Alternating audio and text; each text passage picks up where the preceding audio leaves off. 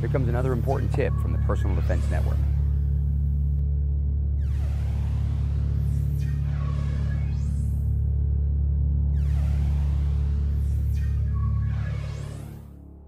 Appendix carry is a very popular way to carry a defensive firearm, and most people know that I'm a big fan of it. In fact, most of the time that I'm carrying a J-frame for personal defense, I'm carrying it in appendix carry with a belly band.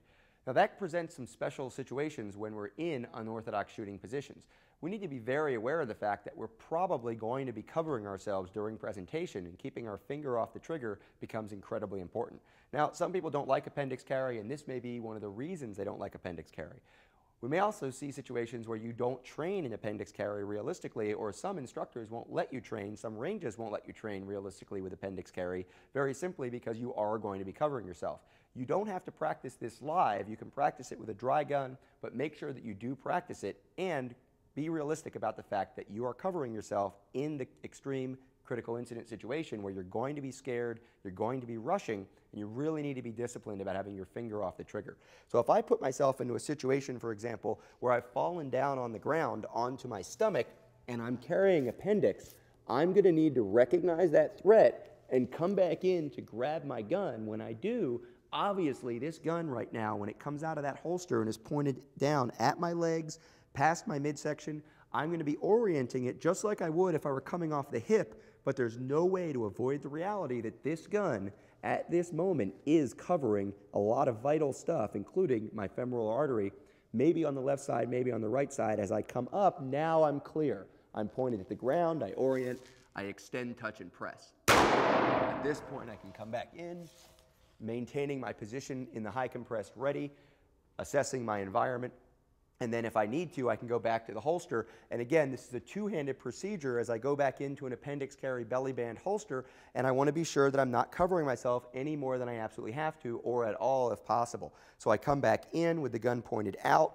I'm going to use my thumb to clear this concealment garment, use my other hand to open up the actual holster area, go back into the holster, retrieve or replace my concealment garment. Now at this point I might decide not to be concealed, to leave this gun exposed if I wasn't sure if there was still another threat, or if I thought that the police officers were going to arrive and I wanted to make sure that they could see the firearm and my hands were clearly away from it.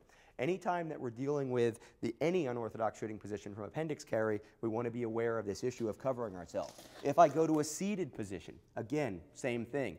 The gun is now covering me. With this small 2.5-inch J-frame revolver, it is pointed at my body. When I put my hand on it, I need to keep my finger off the trigger. I'm going to recognize the need to shoot.